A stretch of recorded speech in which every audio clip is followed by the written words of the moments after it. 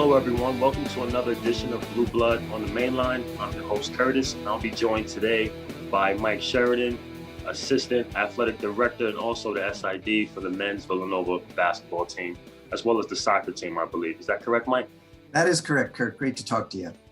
Awesome. Thanks, Mike, for joining the show. I know it was kind of last minute, but I just definitely wanted to introduce you to those who don't know you, which I'm sure no one does not know who you are. They see you around all the time. To those of you who don't know Mike Sheridan is the man next to the man. So in our little subculture, we like to say Mike Sheridan is like the concierge to Jay Wright. Basically, anything that goes on, Mike is definitely someone who's involved or knows enough about anything that goes on with the men's basketball program, and definitely helps Coach Wright make great decisions as he so do. So welcome, Mike. Welcome to the show. Thank you for the kind introduction. I think you may have overstated my role a little bit, but I appreciate it. It's been a great run. I've been here since 1998. Got here a couple years before Coach did. And then when he came on board in 2001, and I've had the chance to work with a lot of great athletes like yourself and your teammates from the 05, 06, 07 era that you were in there, some of whom are still on the staff here. It's been a wonderful place to work, Villanova as a whole, and in particular within the men's basketball program. I'm sure, like you said, you were there before Coach got there, so you was able to see the transition between one regime to the next, and just seeing the energy that came along with him and where the program was when he got there and where it is now. I'm sure, I'm not to say that no one wouldn't believe this could never happen, but just to see it actually come into fruition. Again, you were there during the dark days and all the things that were going on behind the scenes with the program. But you probably could attest to this, that the energy, with the program, the mindset of the program was never to worry about what was going on at the current time, but just continually to just push forward and have a positive attitude, which we love to use that word a lot, and just push through and just fight and just see it all through at the end. And it was great to see how the program was able to overcome so many different obstacles, whether it be NCAA violations, whether it be injuries, all those different things to keep players. The program has sustained its credibility and its success through all these years. It has, and you're right, Kurt. You lived it. There were some dark days. I think people assume that, well, you got to this point where you're in the top 25, couple of national championships, but there were some tough times, and your class in particular went through a number of those. It's funny, we played St. John's the other night at Madison Square Garden, and after a shoot around, I decided to walk back to the hotel, and Jay kind of came along, and one of the things we were talking about, I believe, was the first game you played as a college player against Marquette and Dwayne Wade at Madison Square Garden to start the 02-03 season. And we were just all the stuff leading up to that, the behind the scenes stuff. There were NCAA issues and things that had to be cleared up before we even knew all four of you guys could play the game that night. So there were some challenging days back then, but as you said, we've gotten to a wonderful place, and in large part because of the efforts of so many people like you and Randy and Alan, Jay Frey, and everyone who's really come through here. I mean, I always tell people when dealing with the media, some of our best ambassadors are the players, current players, former players. They really help us present a positive atmosphere. And I know in working with the media, a lot of times people will come back and say, well, I really enjoyed my conversation with Colin Gillespie or Jermaine Samuels, whoever it might be. And again, you guys had a lot to do with helping to put that into place. Let me tell you guys a little bit about our partners over at BetRivers Sportsbook. If you haven't signed up yet with BetRivers, now's the time, because they are offering a $250 match bonus for your first deposit. What sets them apart is that they require one playthrough just to turn your bonus into cash money.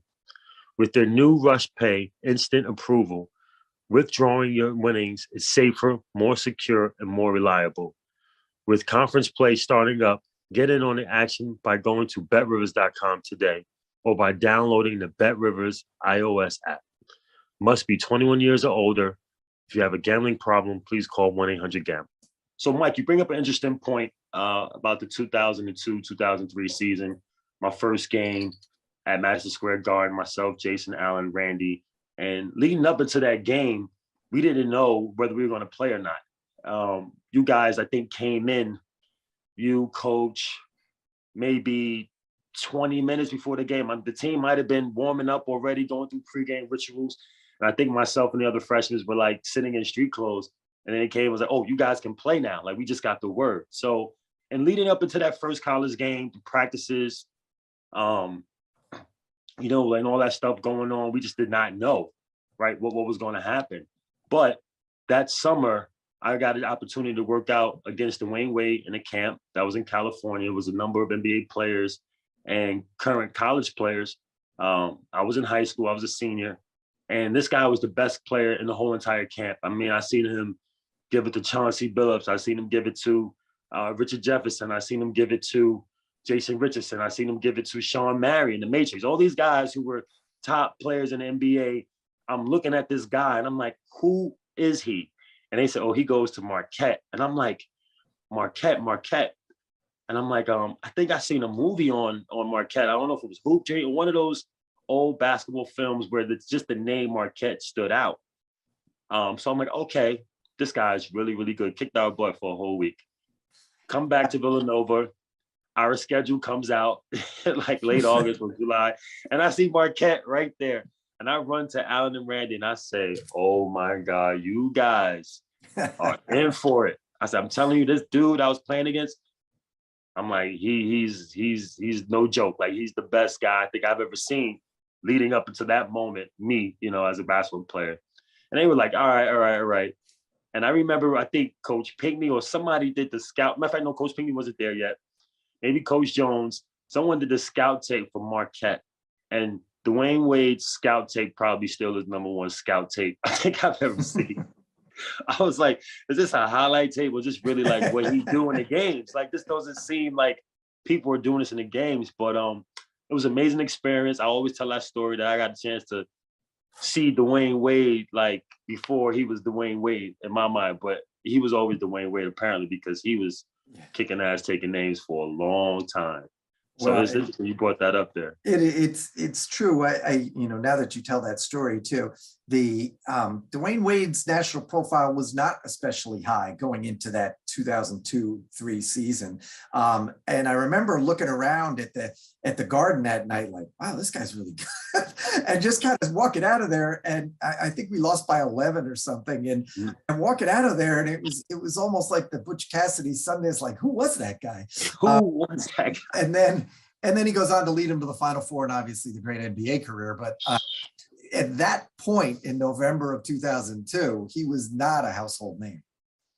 And it was remarkable. I mean, I'm there with Devin Harris and all these guys, so you can look and see they're on the board, coming out, top guys. And I'm looking at Dwayne Wade, Mike. Literally, we were playing. It was like a Villanova practice in a sense. We did nothing but skill work, right? Right. So that's when you can see how good someone is skill-wise, and then it eliminated his athleticism. And then when we were able to play, and then he was able to bring his athleticism out, we were like, this guy's like Kobe, Jordan, like, who is this guy? We were playing 1-on-1, he beat everybody. 2-on-2, he won everything. 3-on-3, he won everything. 5, like, he just didn't lose, whether it be 1 dribble, 2 dribbles, 3 dribbles. I'm like, Chauncey, you guys just want to chip. Like, how can you not stop this guy? You know, and I'm sure he probably was saying, like, oh, I don't want to see this guy when he comes to the league, you know. But Dwayne Wade was special. And he made me, you know, definitely I went into that season thinking, like, you know what, like, I got to continue to work, man, because I don't even know this guy. He was better than all the guys that I knew. So it made me think, like, you know, you just got to keep working. You hear that when no one's looking. Someone else is working just as hard as you. And that shows what Dwayne Wade was doing. He was working when everyone else was looking over him. Absolutely. And there's another little Dwayne Wade Villanova story. So 4 or 5 years later, I think it was the year after you left, 07-08, and we were playing down in a tournament in Orlando. And on one of the break days, we took a few of the guys, younger guys, over to see the Orlando Magic play the Heat. And Rob Wilson, a Villanova grad, was part of the '85 team as a manager, still the PR director for the Heat, arranged for a couple of the guys to meet a couple of the players afterwards, one of whom was Dwayne Wade, and he could not have been more gracious. I believe Dwayne Anderson was one of the guys there at that time. Frank Tweesey was there. And I particularly remember Malcolm Grant being very excited to meet Dwayne. His favorite player, I think, right? Yeah, it was his favorite player. And he was just so excited to have the chance. Dwayne was great after the game, and Shaq was very good too. Alonzo Mourning, I think, was on that team. So he was very gracious after the game, and they had lost that night too, but couldn't have been kinder. That's awesome, man. So Mike, you've done seen it all. 2 national championships, countless Big East championships now. Like I said, that wasn't normal in the beginning, but now it seems to be the norm now. Like what, you're around the program so much, you know what's going on. Like, what has, Coach done, or has he done anything differently since my departure, maybe, to where you just seen the program continue to grow? Because we always talk about getting better and better every day. Coach was great while I was there, but the program has gotten better since I left. So I can only assume and imagine that he's gotten better. Do you know some of the things, or you can see some of the things where you feel that it definitely helped with the program? Because again, the dynamics change, kids changing, the whole college culture is changing.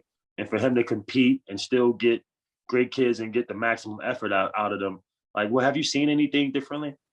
Well, I think what's happened, Kurt, is that he's refined the process. It's still the same basics that he was putting into place, the attitude, the next play kind of thing. All the foundational elements that came in with that you guys helped implement, those are still here and very much sort of what the program is founded on. I think as he's gone on and the staff has gone on, he's become a little bit better, more familiar with Villanova, what works for him, what doesn't work as well for how he wants to play, the culture he wants to have. And I think the other big thing he's done has been able to adapt. I think if you tried to coach the same way you did in 2005, it wouldn't work today. We didn't have NIL. We didn't have some of the things going on. The magnitude was the spotlight was large when you were here, but I'd say it's even gotten larger, the coverage, social media. There's so many elements to it. And I think Jay's just a fabulous CEO, and he has a great handle on all aspects of the program. I think he's learned a little bit about himself as a coach, and he's really adapted well to the changing times. And I think every leader has to do that. You have to be able to see what the world is now and not kind of be trapped in the past. And I think he's done a very good job of that. I mean, it shows. I mean, the program is phenomenal. You see the national coverage we get on a night in, night out. I'm sure Villanova can't go anywhere without people saying, "Oh, there's Villanova, the men's basketball team," which is great. Just shows all the hard work that everyone's put in and all the faith that everyone had in the program and in coach to see it through. So I want to talk about that shot that Chris hit for the national championship game. Like, I was there. I went out there. It was the longest, probably 48-hour trip I think I've ever taken. I don't think I slept the whole time. I think I transferred between like 3 flights to get there, maybe 3 flights to get back. I think I got to Houston just enough time to see the game, see the team, get back to the hotel, pack my bag up again and leave out like 5 a.m. again, because I was working with the Sixers. We had a game the next day. But what was that? Like, I wanted to stay, obviously, but I couldn't. Like, what was that? I got a chance to get in the back and say hi to coach and congratulate him, which I didn't think I was. It was like a mob, 1 million people there. Yeah. I didn't think I was going to be able to get to him, but I was able to get to him, shake his hand, hug him, congratulate him, and then I wound up leaving. But what was that conversation like? I'm sure like when that shot went in, like what was the whole the room like? What was he saying? What was everyone saying? The coaches, everyone. Yeah, it was so remarkable, Curtis. Even now, it's almost 6 years later, it's still very vivid. I think the whole game, it was a terrific college basketball game, and to the ending, you know, after Marcus Page hits that shot, that's a blow.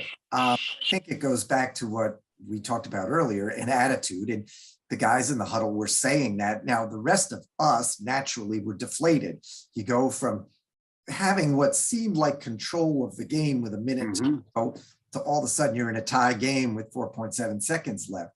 So I think the natural reaction among the fan base, among people like myself, was disappointment. But you know, Ryan Arch did a wonderful job, and you know, the team practices those last second situations quite often. It's the end of every practice, pretty much. And so when we inbounded the ball and just watching Ryan's body language, Ryan had made a lot of clutch baskets for Villanova over the course of his 4 years. And I think the assumption was that he would take that shot. There was something about his body language as he brought that ball up court that told me he's going to pass this. And credit to Chris Jenkins for sprinting the court. As the guy said later, it never worked out in practice where the trailing man got the shot. And never.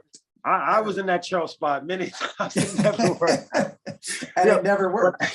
And so here comes Chris, and Arch did a great job getting him the ball, and Chris is a great shooter. And when it went in, you know, it was just bedlam. And it's still, I give Chris so much credit, because as amazing a moment as that was, it's also something that will be with you the rest of your life. Yes. When Eddie Pinckney was here, you referenced Coach P earlier. When Ed was on the staff, every March, we would get 15 to 20 media requests wanting to speak to Coach Pinckney about his role in 1985. It had had such an impact, not just in college basketball, but all of sporting America. And this is a similar, maybe even a bigger moment. A bigger one, yeah. And so I think you have to have the right kind of personality to deal with that. I don't know how well I would have dealt with that. And even today, people, you know, when Chris comes to watch a game and is seated behind our bench, people come up, people want to take a picture. And Chris just has a wonderful approach to it. He's very gracious. And I just think it's really a tribute to him, his mom, his parents, because that's a big thing to have with you for really the rest of your life. And I just think he handles it so well. And so we were blessed in any number of ways, but I think that was one of them. We had a wonderful ambassador be the guy who hit that shot. I could not be any more happier for Chris. You know, I just remember that the year I was coaching with the program was the year we were recruiting Chris, we were recruiting Josh. We just got D.O. It was Arch's first year. I want to say, who else might have been? It might have been those guys, right? But just to see, you know, the success Arch has had, right? To see the success Josh has had, to see Daniel get an opportunity to play in the NBA and play professionally, and understand, you know, what things that Chris has gone to. But he made that shot. You know what I mean? Like, so him having that, I'm so happy that he has that, you know. Oh, yeah. Because like you said, that will always be with you. I can't go into any sporting store right now where they sell, whether it be jerseys or like plaques of people, and I see Chris in there every time, the Villanova shot. Yeah. Like, it doesn't matter what store in the mall where they show, and it's the signature on there. And I'm proud. Like, I'm so proud, because I'm like, I witnessed that. I was there. I know him personally. Like you said, his personality, there's nobody better probably to carry that torch, because he's going to be out there. He's going to put himself out there to talk about it. So I'm just happy and excited that he hit the shot, you know, that the program got a chip, but also for him, because like you said, that will be with him forever. And Coach Pinckney is the man, and Chris will forever be the man. He brought a national championship to Villanova. And it was amazing. And then 2 years later, we win it again, right? Like, that was like, whoa, like, what's going on? Like, are we really starting to build a dynasty here, or what? Like, those are my feelings. Like, what was everyone else saying? Like, everyone was like, we're here now. Or I know in coach, he's like, it don't matter. Like, you know what I mean? Like, I know we're here, but still we got more ways to go. Yeah, I think the approach was the same. It's every day. Go into that gym, the Davis Center, whether it's or in the Finn, and go in there and get better every day. And it's wonderful that people are celebrating around you. I think we learned a lot in the aftermath of 2016, just in terms of what a national championship brings with it. Obviously, we had never experienced anything like that. And there are just a lot of commitments, and it's all fun stuff, dinners to go to. So in that sense, I think we're a little bit better prepared for 2018 as you go into March. You kind of know what's on the other side of this if you do win. And they're amazing experiences, from planning a parade to things you never considered, but are just wonderful experiences. But as the summer goes on, it kind of becomes hard to get back into just the routine, because everybody wants to stop you for a picture. Not me so much, but the guys or whoever it might be. But I think we learned a lot from that, and we were just blessed with a roster. You look at what everyone's doing now in the NBA, from Jalen Brunson. Kel had a great night the other night. Oh yeah, Mikal Bridges. I mean, God bless him. And so you just see who was on that team. Eric Pascal having a nice career. Phil Booth's having a good. Like these guys just did we were really a dominant club that season, and a lot of it I attribute. Jalen Brunson was one of the great college players ever. I don't even think you can go beyond that. I'm the biggest fan of Jalen Brunson. It's like he's one of my top 10 players in the NBA right now. Like he's a start. He is so good. And I remember when people were talking about him coming into Villanova, and I heard the stories about him. It was like, no matter who are the best guards or who are the best players, you could put Jalen in the room. It was like, he's the pro of all the top players. They might be rated high or whatever, may be projected higher in there, they said, but he is the pro. They said, you look at him, the way he plays, the way he runs the team, like he is the pro. And it showed. To be able to control the team the way they make shots, post up, like I've never seen anything like it on a college level where a guy just was so good. Maybe other than like Jay Will. I feel he was like kind of like Jay Will and in that mold kind of, but not hoisting up 23s in a game, with that type of the way Duke played back then, but just doing it all. Post, foul line jumpers, threes, just doing it all, man. He's an unbelievable player, man. He was, and it's funny. So we put together, and you recall this because we did it for you guys. But so when a guy's going for All-American honors, you kind of put a campaign together for that. Now it's a little bit different. We used to do posters and mail outs, and now it's more social media oriented. But we did some filming, took some pictures, and we were pumping stuff out about Jalen. And if you recall that season, midway through January, the talk was all Trae Young. It was Trae Young this and Trae Young that. And so we're sitting there like, are we doing enough for Jalen? Well, the best advertisement anyone can make is how they play. And Jalen just was so good the rest of the year that it didn't matter what our social media campaign was. Yeah. He played so well. And thankfully at Villanova, we're on national TV pretty much every game. So he made the case for himself, and he became the consensus National Player of the Year. And he just had a selfless attitude about it too, and a humility. It was never a priority of his. And I mean, I've said this often too, you don't have the success that Villanova has had really in the last 6-7 years, even going further back than that to your era, without good people, because you need selfless people. You need humble people. Yes, they have to be great basketball players, but they have to be good teammates too. And Jalen was amazing. Mikal Bridges was amazing. All of those guys, they didn't worry so much about the hype or the ranking or who was an All-American or who was all Big East. They put that aside. And in this world today, that's even harder. I think that's harder than ever to do.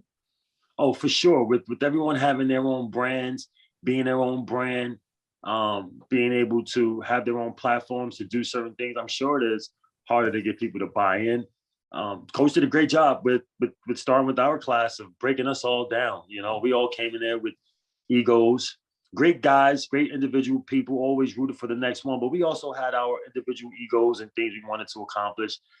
And I think he did a great job of saying, like, hey, you guys were all good in your lanes coming here, but in order for us to be good here, in order for us to build something here, I need you guys to give up some of yourselves, you know, and be a part of the team. And I think he always challenged us to give more, right? And even when times I think he did it on purpose, when we weren't doing anything selfish, but he would say that's selfish, and it would make you feel kind of a certain way, like, damn, like, am I being selfish? Like, what are my teammates thinking? You know, like if he say I'm selfish, and maybe somebody else thinking like, damn, Kurt over there being selfish. So let me figure out how I can do something a little different. And I think everybody got that message, and everyone was just trying to just help each other out to where it didn't matter, you know, who was the leading scorer, things like that, because we all were going to be rewarded just by winning and being consistent and doing things the right way and taking the program to the next level. And as you can see, the program has just continues to grow, and it was our job and our responsibility to relay that message to Will and Mike, which was easy because they didn't come in there with no egos. But to the next class, you know, the Kyle Lowrys, yeah, Kyle, sit your ass down. You gotta wait your turn. But you know, just having that whole attitude, policing ourselves within the team, but having respect, you know, from everyone. I think that's just helped the program to where you got these high touted guys coming in the program, and when they come in, they just automatically want to be a part of something. They're not even thinking about themselves. And I just think it's just great. Like you said, the culture there is all about just giving, doing for your teammate. Everyone's role may be different, but status is the same. And I think as long as that message is continued to be portrayed and followed through, the program is in good hands. It is. And I think you guys deserve a lot of credit too, because you came here when Jay was still a bit of an unknown. It's certainly at the Big East level. He'd had a great run at Hofstra, and he got to know some of you guys while he was the head coach at Hofstra. But you're coming in here, and it is a little bit of a leap of faith. You're believing what he's saying. Yes, we will get there. And those first 2 years were challenging. You lived it. And I remember sitting in this office with Alan Ray at the end of your sophomore year, and everybody was kind of frustrated. You know, we'd been to the NIT, we'd won a couple NIT games, but it had been a roller coaster. The Big East was a very challenging league, and it took some time, but I think there's a reward in kind of getting to the other side of that. And then having the success you guys had in 05 and 06 and 07, they kind of set the stage for all this. And so I know Jay is very grateful to the trust you had in him. Feels the same way about Speedy Claxton at Hofstra, because Speedy Claxton went there at a time when he could have gone to a quote higher profile school, but he'd given his word to Hofstra and he stayed true to it. So that was very meaningful. And you know, when Jay went into the Hall of Fame in September, I think all of it came rushing back to him. We operate in a world where you don't have a lot of time to stand back and reflect. And I think that's true for Jay. It's certainly true for me. But at that moment, that weekend, you kind of stand back and go, whoa, you look at this, you know, in his case, 27-year career.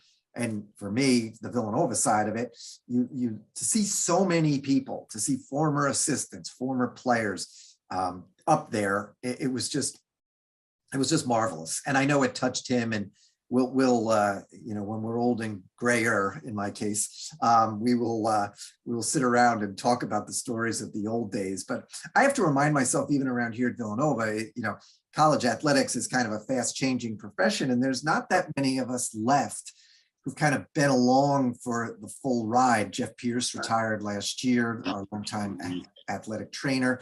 So Father Rob and me, there's a couple of us still here, but sometimes when we're going through setback periods, you know, you have a big loss or something, like we try to counsel our colleagues, because thankfully we've won a lot, and it's part of the process sometimes that you're going to have setbacks, and you just have to kind of go back to the basics and go to work the next day.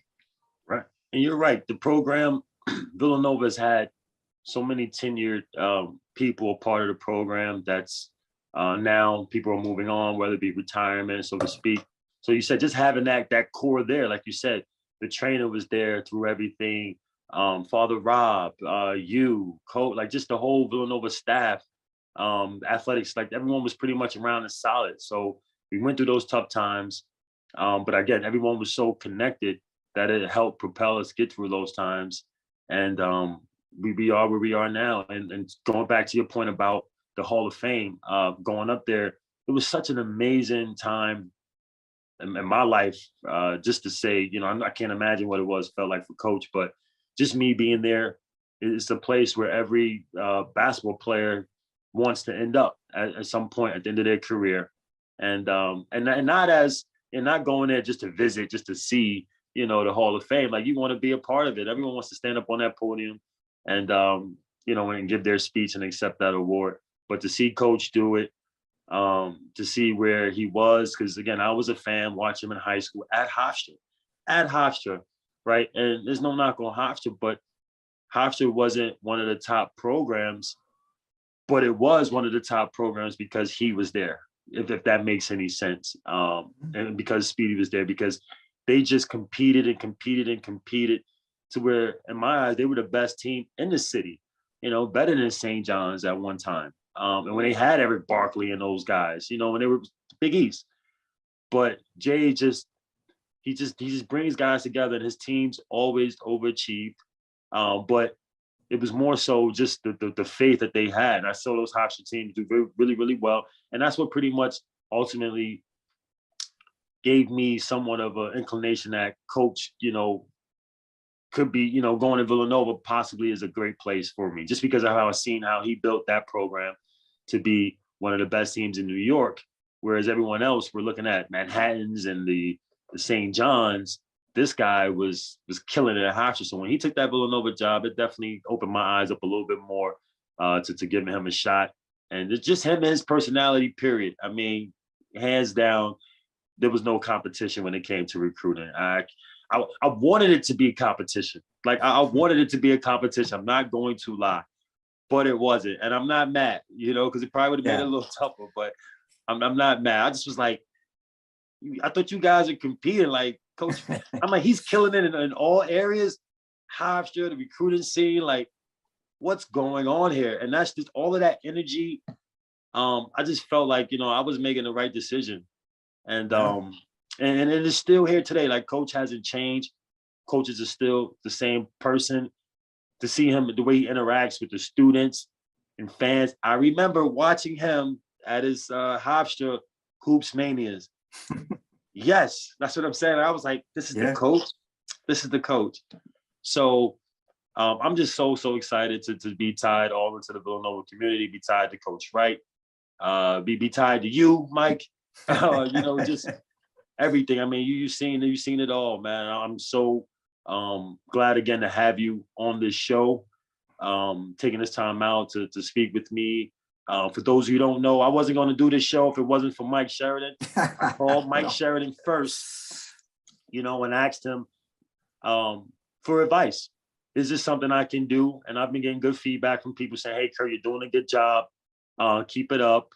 I'm always asking for, pointers on things on how to get better. But just want to say thanks again, Mike, for giving me that great advice, for taking the fear away on doing the show. And hopefully I've done a great job today.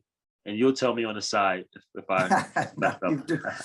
You've done a great job, Curtis, and you've always represented Villanova well. And I think what you mentioned about Jay, and there's always a positive energy. I tell people, I go to work in a place every day that I want to go to work in. There's enthusiasm, there's excitement, and it's not necessarily tied to the wins and losses. Sure, it's a lot more fun when you're winning, but even in some of those dark days, it's a place you want to go to work. You're around other people who are enthusiastic about what they do.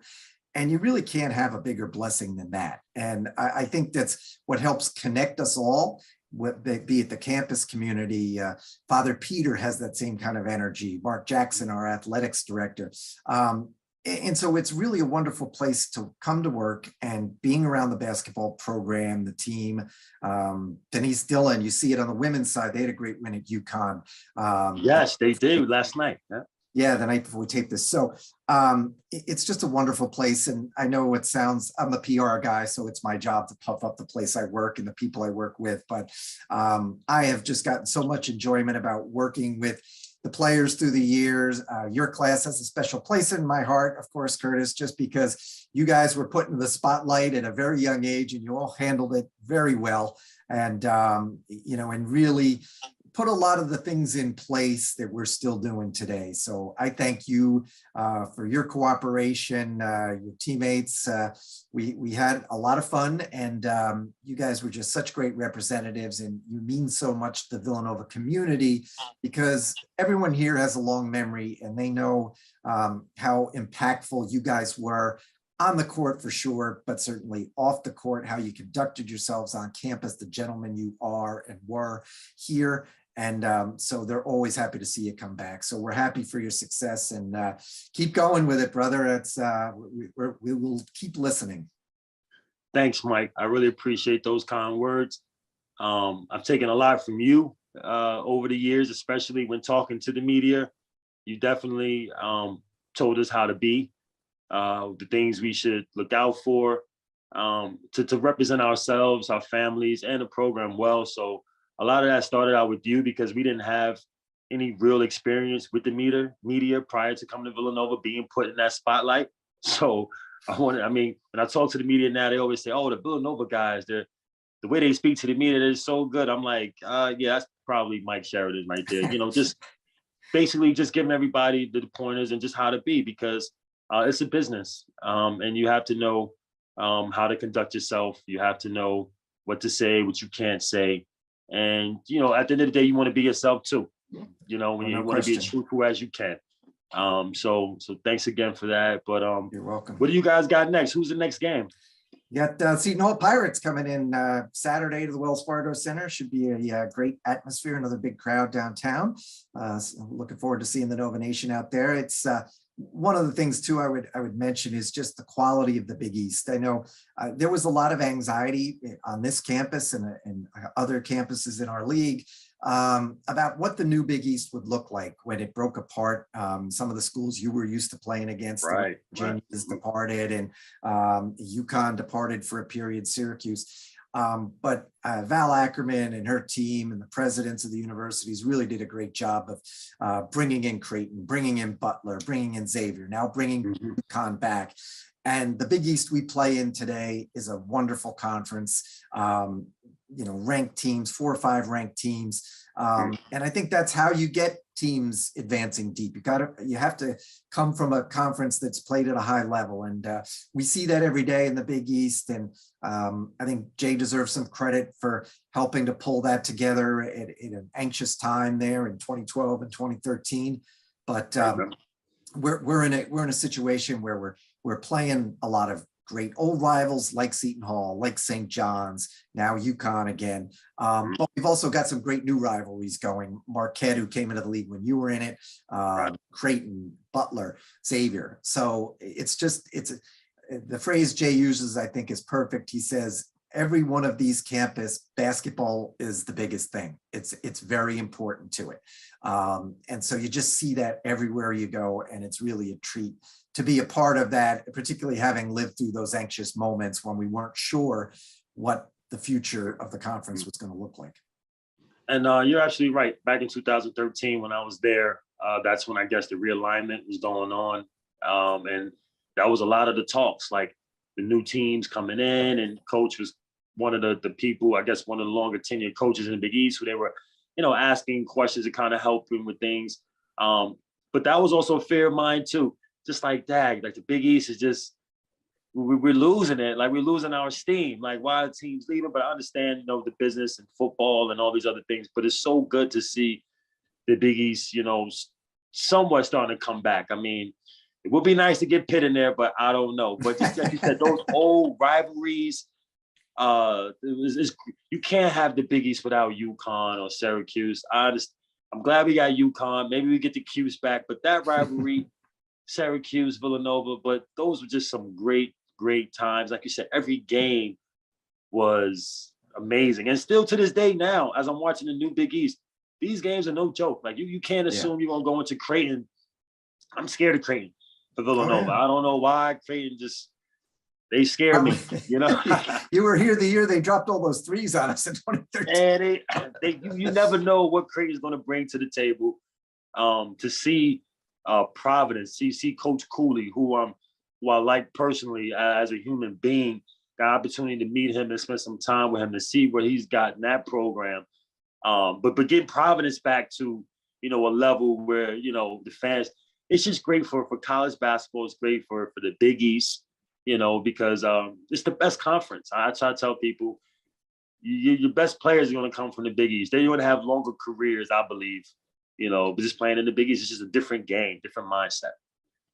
Yeah, it is definitely, it feels like it did in the 2000s, where every game you go into, whatever the record is, whatever the standings look like, it's going to be a battle. Now the fans may say, oh, you should beat X by such and such, or, whatever the team is. But when you're in it every day, when you see these teams on tape, when you watch games just at your home in the evening, how good these teams are, the size, the athleticism, the smarts, the coaching is outstanding.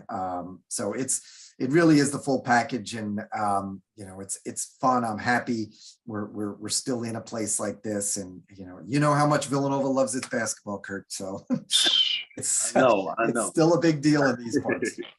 I got one last thing to ask you, Mike, before I let Sure. you go, and I've been thinking about this for the last maybe week and a half, 2 weeks, and I'm sure everyone else has been thinking about it who's not close to the program. Like, I've gotten a chance to see Eric work out maybe twice, going up to Villanova's on Sundays, because sometimes we go there and hoop. And I seen him there working, getting his extra work with Shaq, doing his things. I got an opportunity to speak to Eric so many times, one-on-one, just talking about his story, basically, like his time at Villanova, what's been going on. And he's an unbelievable guy. I wasn't sure where his confidence was lying, like if he was confident in himself, but now I just see like confidence just like oozing from him. Like what's going on? Like what is like going on in the program to where Eric is? Is it the hard work he's been putting in extra? Because we know that's a given, but is it the team pumping him up, giving him confidence? Like what is it? Because he is playing out of his mind right now and just looking phenomenal out there. And this is what I was wanting to see, last year, but I understand opportunities. You have to take your time in the Villanova role, but just to see him out there playing, so I couldn't even be more happier. Like, what's going on in the program with him? Yeah, it's great to see. I think you hit on all the things. The hard work is at the root of it. I mean, this is a guy who puts in all the work. I mean, and it's not pretty. You're there in the summer, you're in a gym, it's sweaty, you're doing footwork drills. It is in no way glamorous. So when you see an athlete put that kind of time in and have that kind of commitment that Eric has, it's always fun to see it play out, to have that success in under the spotlight in a place like Madison Square Garden the other night. So we're all happy for him. It kind of takes me back a little bit. We've seen it at different points. I think back to a guy like Darren Hilliard, his sophomore year. He kind of had a tough freshman year. Not similar to what you had, where the opportunities weren't there as much. He kind of got worn down to with the length of the season and all that sort of thing. But then to see it kind of just come together that next year for him, even going back to Kyle Lowry, the way it came together for him as a sophomore, we'd seen it. He missed half his freshman year, but then just to kind of, he kept getting better and better, and his impact. And you were hurt, so we needed it. And just to see him do that, and it's kind of a similar thing with what Eric's done. He's just, every time out, he keeps getting a little bit better. We saw it with Sadiq Bey. Sadiq came in as not a high profile name on the recruiting charts, and you just watched him. He kept getting better. He kept getting better. He had a nice freshman year, but as a sophomore, every time the next game, he was just better. And you've seen it carry over to his work with the Pistons. So it's always fun to see those guys have that success, because you know how much work they put in. I do. And I couldn't be happier that my brothers are out there living their dreams, because it's a lot of hard work. And again, it's a lot of trust that those players have to put into the program. Like it's not easy. Some of the things coach may tell you is not the things you want to hear or do, but he always talks about, blind faith and having trust and things like that. They talk about, trust the process now. We've been using that term for a long time at Villanova, right? So just that whole thing. And like you said, getting people to give up part of themselves to be a part of something. That whole dynamic, once you get the trust, and once you get people giving up themselves a little bit, it's all coming to fruition. Like you said, guys are just going in there just to work. They're not thinking about the NBA. They're not thinking about national championships. They're thinking about going in there to work, to get better, and also to graduate and leave there as men. And the bonus is getting drafted, being able to play overseas for 10, 12 years, 15 years, retire. And those are the things. And that's what, that's success. Success isn't just going to the NBA. Success is leaving there with a degree. Success is leaving there with lifetime relationships. Success is having opportunities, after basketball there that's been, helped provided by Villanova. So I'm just glad to be a part of this, man. So well, it's been a great thing. And as Jay says all the time, you can't do what's been done without great players. And they have to be great people, because there are all different kinds of success stories. You just referred to a few of them. Yeah, we're thrilled for Mikal and Jalen having the success they've had, but there's a lot of other success stories who've come through this program, whether it's a guy killing it on Wall Street, or there've just been a number of them, whether it's been a former student manager who's now running like USA Basketball, like Sean Ford, who was in the 90s. You worked with Sean. So there's just a lot of great people, and they bring a terrific attitude, and there's a bond of teamwork that kind of goes across all lines, whether it's players, whether it's coaches, whether it's support staff, whether it's administrators, whether it's university folks. There's really a connection, and as I said, I'm just blessed to work here. Awesome, Mike. Well, that's our time, Mike. Thank you so much for being with me this morning on this show. And good luck on Saturday. I'm going to try to attend the game and go over in the locker room afterwards and say what's up to everybody. Thanks for having me, Kurt. Good dream. Thanks, Mike. Appreciate you. Enjoy the rest of your day. I'll talk to you soon, brother. Go Cats. Take care.